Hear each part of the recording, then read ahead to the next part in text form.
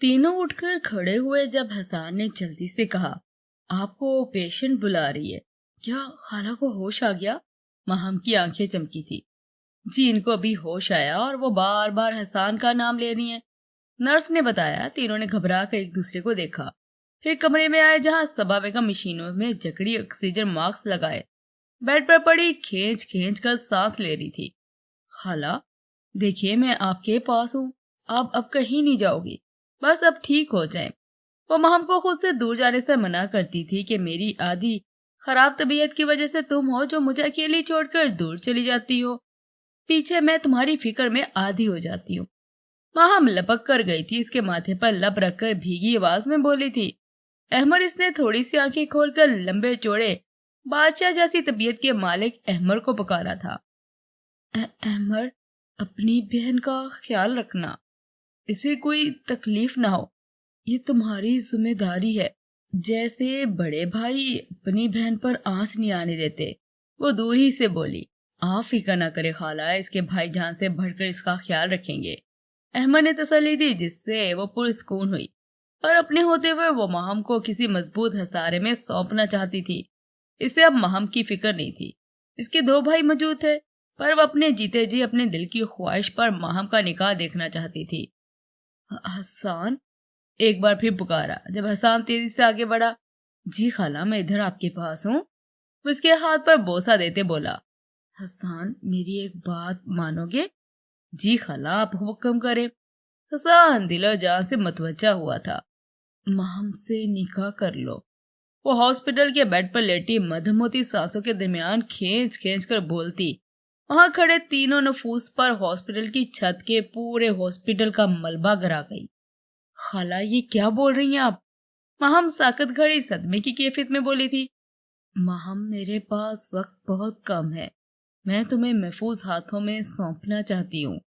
वो अटक अटक कर बोली थी। नहीं खाला जानी, मेरी प्यारी खाला, आपको कुछ नहीं होगा, आप जल्द ठीक हो जाएंगी। डॉक्टर, प्लीज मेरी खाला को ठीक कर दो, इनकी सिवा मेरा कोई नहीं है। वो बहते अश्कों से लबरेज आंखें झपक कर इंतहाई दुख से बोली थी। महम, खाला ठीक हो जाएगी, सब्र करो। अहमद ने तसल्ली दी। बेटा, तुम महम से निकाह कर कर अपनी मरती हुई खाला की आखिरी ख्वाहिश पूरी कर दो। वो रोती हुई गुजारिश कर गई थी। देखिए, पेशेंट का बीपी कंट्रोल नहीं हो रहा, मुसलसल लो हो रहा है, इन्हें ज्यादा मत बोलने दे। डॉक्टर फुर्ती से चेकअप करता इनको आगाह करते बोला। वो जो बेजान सा खड़ा था, नसें टू टू करती मशीन पर गई। जहां आहिस्ता होती लाइन को देखा, लाइफ लाइन रुक रुक कर चल रही थी। साथ हार्ट बीट नॉर्मल से पीछे घट रही थी। इसी लम्हे इसने फैसला किया था। शायद यही किस्मत में था। एक मरते इंसान की ख्वाहिश पूरी करना थी। इसे निकाह कर कर खाला के आखिरी वक्त में आसानी पैदा करनी थी। तो कैसे इस लम्हे कुछ और सोचता, दिमाग मफलूज हो गया था। मैं करूंगा निकाह। इसके अल्फाज पर महम ने खाला से नजरें हटाकर इसे देखा था, जो स्पार्ट चेहरे से किसी गैर मेरी नुक्ता पर निगाहें जमाए खड़ा था। मैं निकाह खां को बुलवाता हूँ, डैड और बीजी को फौरन हॉस्पिटल आने का कहता हूँ। अहमद ने कहकर फोन पॉकेट से निकाला और कमरे से बाहर चला गया। हसन के मॉम डैड मुल्क से बाहर थे। इस वक्त किसी बड़े का होना जरूरी था। महम की तरफ से भाई बनकर वो गवाह बनना चाहता था। बीजी डैड को वो हसन की तरफ से गवाह बनाना चाहता था। कुछ देर बाद वजह सा बीजी भी हॉस्पिटल में मौजूद थे। बीजी को तो काफी बुरा लगा नई नवेली दुल्हन को छोड़कर आना, पर मजबूरी थी।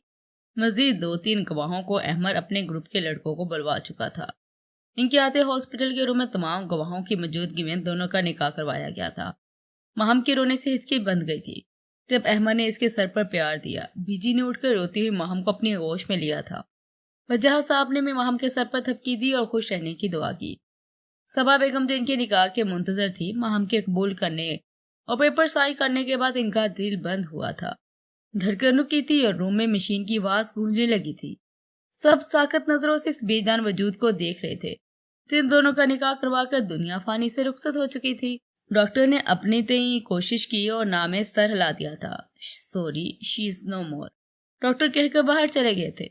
नहीं खाला, आंखें खोले, देखिए मैंने आपके कहने पर निकाह भी कर लिया। अब तो उठ जाएं, देखिए मुझे दुआएं दे ना। उठिए। वो झंझोड़ रही थी जब हसन जल्दी से आगे बढ़ा। महम, होश में आओ, खाला चले गई है हमें छोड़कर। हसान ने पकड़कर महम को खींचा जो मुसलसल ज़ारो कतार रोती इनको झंझोड़ रही थी। हसान, खाला उठ नहीं रही, किसी मासूम बच्ची की तरह बताया था। वहां खड़े सब नफूस इसकी हालत पर अश्कबार थे। वो अब नहीं उठेगी महम। हसान ने महम के बिखरे बाल संवारे इसको हकीकत से आशना करवाया।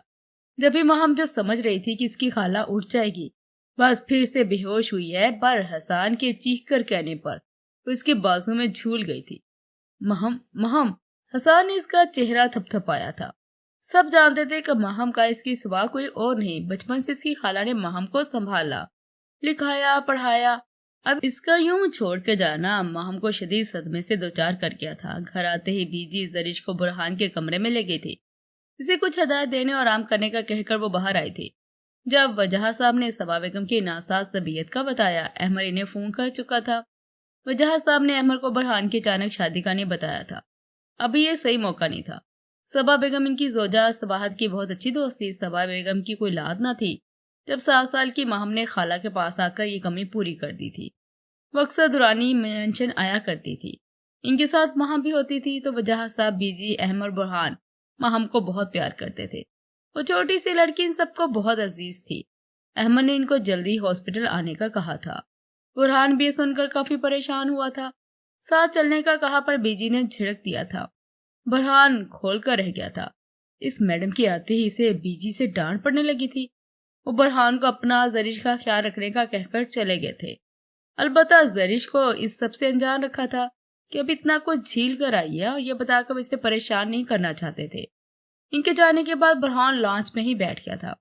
कभी सोचा नहीं था कि अचानक यूं इसकी लाइफ में कोई आ जाएगी, पर जिसका सोचा था वो कहीं नहीं थी। काफी देर तक वो बैठा रहा। जब एहसास हुआ कि वो अकेली है, तब वो उठा और थका सा कोट उठाकर कंधे पर डाले ऊपर आया। अपने कमरे के बाहर खड़े होकर एक गहरा सांस लिया। दरवाजा धकेल कर रूम में आया। बीजी के जाने के बाद जरिश बेड पर बैठी काफी नर्वस हो रही थी। आने वाले लम्हात का सोचकर पता नहीं बुरहान सर क्या रिएक्शन देंगे। दिल की धड़कन मामूल से ज्यादा थी। वो बैठी अपनी सोचों में गुम थी कि जाज़ब कहाँ गया है और ये शादी बुरहान से कैसी हुई। जब भी बुरहान की मौजूदगी महसूस करके वो सीधी हुई, खुद में सिमटी। बुरहान को मुकाबल बैठे वजूद से चिढ़ हो रही थी। वो बिना कोई नजर इस पर डाले ड्रेसिंग रूम में आया। ड्रेस लेकर वॉशरूम का दरवाजा ठा की बात से बंद किया कि जरिश अपनी जगह से उछल पड़ी। ये सर को क्या हुआ है? उफ, मेरी जान ही निकाल दी। वो दिल पर हाथ रखे बड़बड़ाई थी। वो चेंज करना चाहती थी पर बीजी की कुछ बातें समझा कर गई थी, इसलिए वो बैठी बुरहान का इंतजार कर रही थी। पर वो देखे बगैर वॉशरूम में बंद हो गया था। 10 मिनट बाद बुरहान बाहर निकला था। गीले बाल तौलिए से रगड़ता इस वजूद को यकसर नजरअंदाज किए आईने के सामने खड़ा हुआ था। जरिश इसके बाहर आने का इंतजार करती आंखें मूंदे बैठी थी, पर अस्ताब पर थकन सवार थी कि इसकी आंख लग गई। वो कब वॉशरूम से बाहर आया इसे कुछ पता ही नहीं था। बुरहान की नजर इसे आईने में अपने पीछे रेड लहंगे में बैठी जरिश पर जैसे पड़ी, आंखों में हैरानगी दर आई। वह हैरान को निगाहों से जरिश को देख रहा था। फिर जल्दी से पलट कर देखा, ये तो वही थी, इसकी स्टूडेंट जरिश हमदानी, जहेब की बहन और फवाद अंकल की बेटी। तो क्या वो भी जानती है कि इसका निकाह मुझसे हुआ है? इसको देखते इसके दिमाग में सोच आई। फिर इसको अपने बेड पर देखकर बुरहान को गुस्सा आया। उठो, बुरहान गुस्से से घुराया था। इसकी गुराहट पर जरिश हड़बड़ा गई थी। आंखें खोली जो कच्ची नींद के जागने से नींद के खमार से आंखों में सुर्ख डोरे लिए सजी सवरी सी जरिश बहुत हसीन लग रही थी। इसे नासमझी से देखा। उठो मेरे बेड से। क्या? वैसे हक्का धक्का देख रही थी। ये मेरा बेड है, तुम यहाँ नहीं सो सकती। वो जब भी खुशी से नहाल होने लगी थी कि बुरहान का सद रवैया इसे ठटकने पर मजबूर कर गया। बुरहान बिजारी सजाए इसे उठने का इंतजार करने लगा। अब जहमत करोगी, ये उठाकर फेंको बाहर। धुलन बनी जरिश की आंखें इस तजलील पर पानियों से भर गई थी। मैं कहाँ जाऊं? जहां भी, पर फिलहाल मेरा बेड छोड़ो, नहीं तो कमरे से भी निकाल दूंगा। जरिश के आंसू लड़कर लाल होती गालों पर फिसल गए थे। वो उठी और हुस्न से माला माल बेहिस बने खड़े शहजादे को देखा, जो ट्राउजर की पॉकेट में हाथ डाले गुस्से और नफरत भरी नजरों से घूर रहा था। मैं सोऊंगी कहाँ? इसे बेड पर फैलता देख वो दुख से बोली थी। तो सामने सोफा देख रही हो ना, वो है तुम्हारा बेड। बुरहान गुराकर बोला और कमरे में पड़े दरमियाने साइज के सोफे की तरफ इशारा किया। पर मुझे वहां नींद नहीं आएगी। जरिश इसके लाइट ऑफ करने पर मन मनाई थी। तो खड़ी रहो सारी रात, वो कहता आंखें मूंद गया था। दिल में टीस उठ रही थी, कुछ अधूरा छूट जाने की। वो यहाँ से दूर जाना चाहता था, कहीं दूर जहाँ कोई ना हो। वो खुलकर रोए, अपने दिल से इसकी रुदास सुने, इसे तसल्ली दे जो अंदर बैठा मातम करना था। मैं लाइट चला लूं? पूरे कमरे में फैले अंधेरे को देख डरती बोली कि चलो नाइट बल्ब ही चला लेना। वो मुश्किल से इसे बर्दाश्त कर रहा था, पर इसके फेस से सवाल करने पर बुरहान का मीटर घुमा। वो सुर्ख चेहरा लिए अंधेरे में लाइट जलाने की जहमत किए बगैर तनफन करता उठा, इसके सर पर जा खड़ा हुआ। देखो लड़की, मैं बहुत थक गया हूँ, चुपचाप वहां जाकर सो जाओ, अब तुम्हारी आवाज ना निकले। बुरहान सरगोशी में सर्द आवाज में बोला था। पर मुझे अंधेरे में नींद नहीं आती। मैं क्या करूं? अब आदत डालो। वो मुड़ा, बेड से तकिया उठाकर इसे दिया। जो चेंज करो और सोती बनो। कैसे जाऊं? जरिश इसके करीब आने और इसकी खुशबू में धड़कते दिल से बोली थी। क्या चाह रही हो, उठाकर ले जाऊं? बुरहान इसके बोंगे सवाल पर भुनभुना उठा था। मतलब आपने अंधेरा कर रखा है ना? वो डरकर बोली। अंधेरे में ही जाओ, वो कहता बेड पर आया और एसी की कूलिंग बढ़ाकर कंफर्ट तान लिया।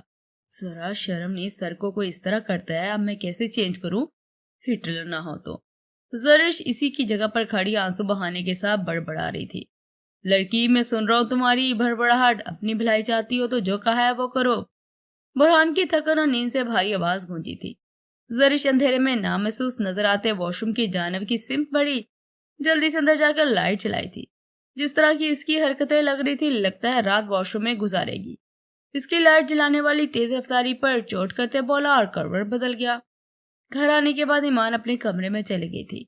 सोमी जो रास्ते में ही सो गया था। समीर अपने चैंप को उठाए इसके कमरे में आकर से लटाया, फिर अपने कमरे में आया जहां सजल आईने के सामने खड़ी अपनी ज्वेलरी उतार रही थी। समीर चलता हुआ इसके पीछे खड़ा हुआ।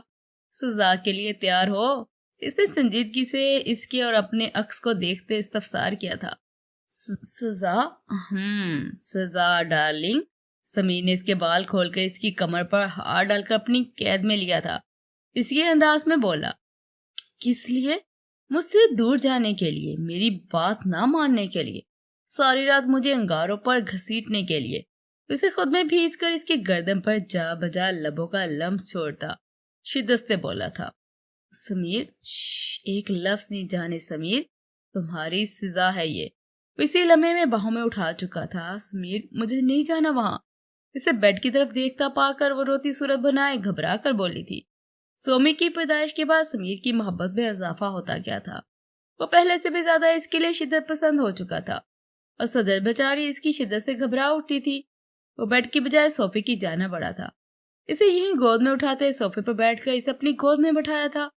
शर्म से सजल की नजरें झुकी हुई थी जब समीर ने पीछे टेक लगाई और सजल को खींच कर अपने सीने के साथ चिपक गई। वजह बताओ? उसको तंग करने के लिए इसकी ठोडी को पकड़कर चेहरा ऊंचा करते बोला। घबरा रही हो? सजल ने सर हिलाया। आंखें हनूज झुकी हुई थी। घबराना भी चाहिए, कहते साथ ही वो उसके लबों पर झुका, दोनों हाथ इसकी कमर में डालकर रहा सहा फासला भी मिटा दिया। अभी कुछ ही लम्हे हुए थे जब इसके फोन की मखसूस रिंग बजी। समीर ने इसके लबों को आजादी बख्शी, इसके गाल पर बोसा देकर उठा, साथ इसे भी खड़ा किया। अपनी सांस से बहाल करती इसके सहारे खड़ी हुई थी। जाने समीर, वापस आकर यहीं से शुरू करेंगे। और फिर से इसके गाल पर झुका, दांतों का हल्का सा दबाव बढ़ाया कि सजल की सिसकी निकली थी। समीर दिलकशी से मुस्कुराया, इसके गर्दन पर लब रखकर वहां भी अपनी मोहब्बत का हल्का सा निशान देता। इसको अपने लम्स के हिसार में कैद छोड़कर जल्दी से गन उठाई, पीछे कमर में बेल्ट में लगाए निकला।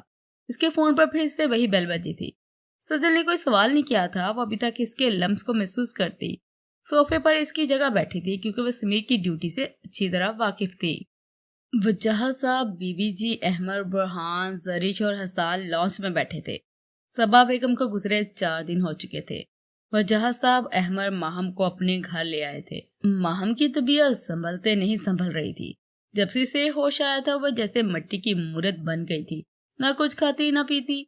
जरिश ने इसका बहुत ख्याल रखा था। वो माहम को देखकर हैरान हुई थी। जब वजह साहब ने बताया था कि जहां वो माहम को देखकर हैरान हुई, वहीं अहमद और हसान भी हैरान थे इसे यहाँ देखकर। फिर इनकी हैरत की इंतहा न रही जब बीजी को जरिश को बहू पुकारते सुना, जबकि बुरहान इस सब से लाताल्लुक रहा।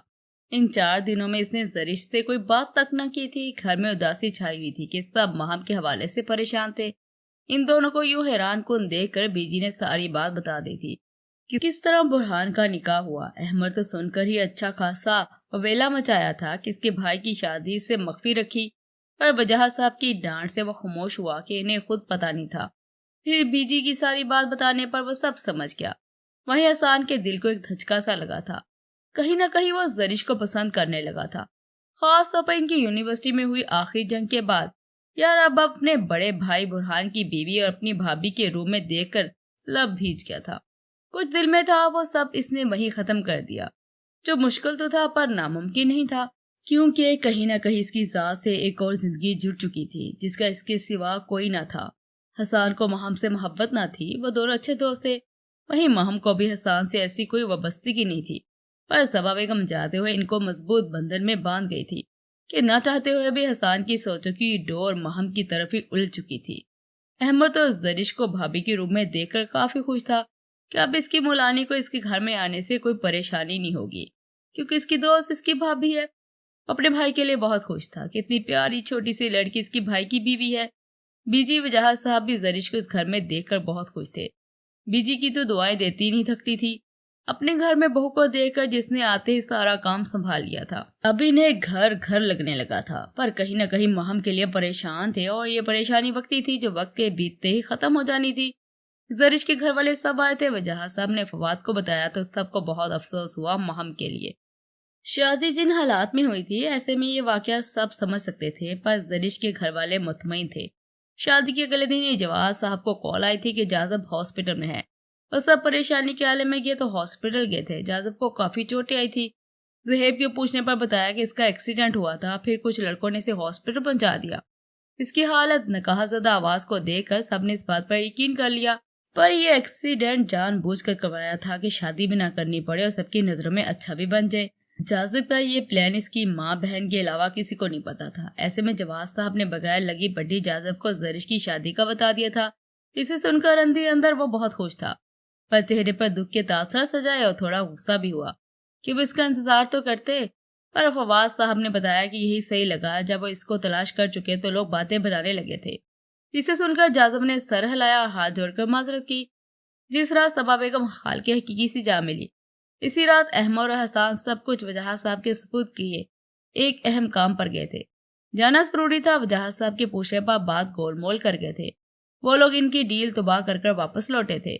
मिचेल और एंजेलिना कहीं न कहीं महम के इंतजार में थे, पर अब इनको कहीं न दिखी। वही अहमद ने मौके से फायदा उठाकर पुलिस को कॉल कर दी कि समीशा ने आते पूरे क्लब को घेरे में ले लिया। अहमद और हसन अपना काम कर सबकी नजरों से बचकर निकल गए थे। पुलिस का सुनकर अंजलिना मिचेल सब कुछ वही छोड़कर खुफिया रास्ते से फरार हो गए थे। सबा बेगम की तदफीन के बाद वजह साहब ने अहमद के माथे पर बंदी पट्टी की वजह पूछी, ये भी कि वो कब वापस आए, और बहुत से सवाल किए, पर अहमद ने बड़ी खूबसूरती से सारे सवालात के गलत जवाब दे डाले थे, जिनसे वजह साहब यकसर अनजान थे। बुरहान और जरिश की शादी जिन हालात में भी हुई थी, इनसे सब अनजान थे। अब महम की तबीयत संभलने का इंतजार कर रहे थे, फिर धूमधाम से वलीमा करना था। महम और अहमद हसन को देखकर जरिश अमान से जिक्र किया था। ईमान भी सुनकर चौंकी थी कि वो जानती थी कि बुरहान सर और भूरा बिल्ला आपस में भाई हैं, पर यह बात इसके जहन से ही निकल गई थी। महम के लिए इसे भी काफी दुख हुआ था। वो आना चाहती थी, पर अब अहमद की मौजूदगी का सुनकर पहलू बदल कर रह गई थी। वो सब बैठे चाय पी रहे थे जब महम अपने कमरे में से बाहर आई थी। सूजी आंखें, लाल नाक, गाल जो उसके रोने की चुगली खा रहे थे। आजो गुड़िया, बुरहान ने इसे वही खड़ा देख कर कहा था। वो मुरझाए हुए गुलाब की तरह लग रही थी। महम छोटे छोटे कदम उठाती इनके पास आई थी। मुझे घर जाना है, वो नजरें झुकाए बोली थी।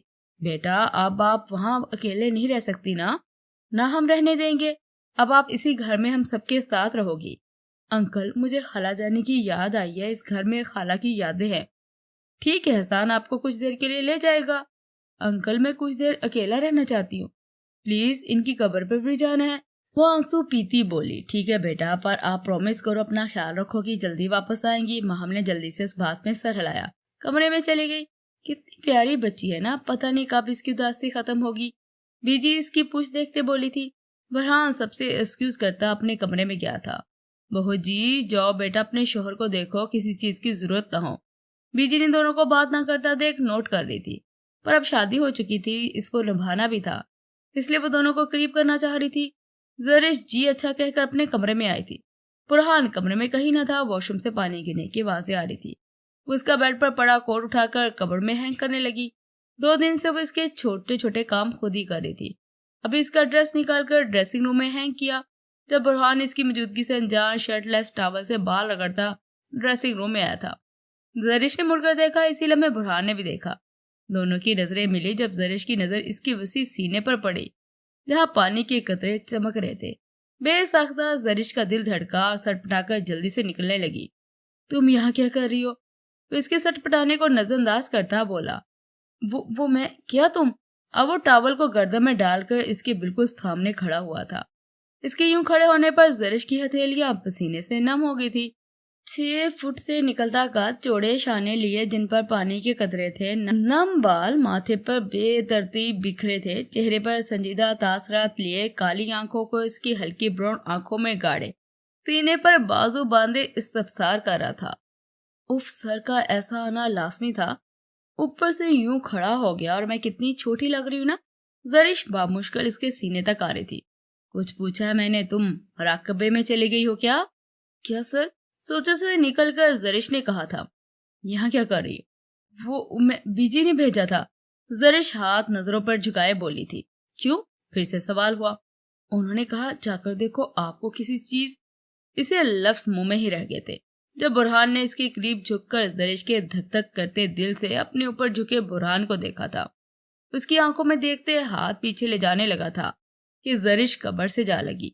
बुरहान ने गौर से देखा कि छोटी सी लड़की मूंगिया कलर शर्ट, कैप्री, जेबतन किए हमरंग दुपट्टा, दाएं शाने पर डाले बालों का मैसी जोड़ा बनाए, कानों में वाइट छोटे छोटे टॉप्स पहने, लबों पर हल्के रंग की गुलाबी लिप ग्लोस लगाए, सहमी सी इंतहा की खूबसूरत लग रही है। ये छोटी सी लड़की इसकी बीवी के ओहदे पर फाइज हो चुकी थी। इसमें इसकी क्या गलती थी? बुरहान को इजाजत पर बहुत गुस्सा आ रहा था।